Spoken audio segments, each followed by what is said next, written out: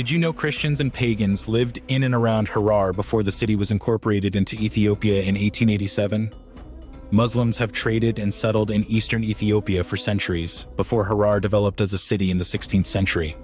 Alongside the Muslims, various non-Muslim groups have also lived in and around Harar for centuries. People who believed in the native, indigenous religions were the first to settle in neighboring areas. In what is now Somaliland, Christian burials have been discovered that date to the 4th and 13th centuries. In the past, a peculiar tradition of the Somali people in that region is to paint a cross on their foreheads during the annual celebration of their saint Aw Barkhadle. This is perhaps a lingering tradition from when Christianity was practiced in the region. In Harar, free non-Muslims were not allowed to live there until 1887. But followers of indigenous beliefs and even Christians could always live there as slaves. Slaves and freed slaves contributed to Harar by supporting its households, economy, culture, and politics.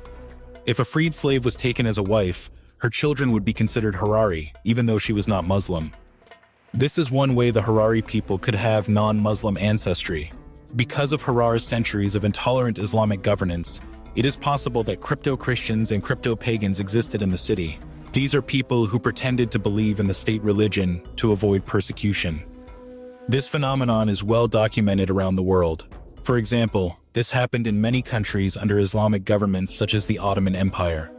To avoid paying the jizya fee and to live as equal citizens to Muslims, many Christians and other religious minorities lived double lives. They pretended to be Muslim when they were in public, and when at home they secretly practiced their own religion. Some communities lived like this for centuries. Did crypto-Christians or pagans ever live in Harar or within the Islamic sultanates in the region? It would be difficult to confirm if there is a history of this phenomenon in Harar because of its secretive nature. However, it is documented that in the 20th century, some Oromo people were crypto-pagans. They continued to practice Waaqeffannaa in private, while publicly declaring to be either Christian or Muslim.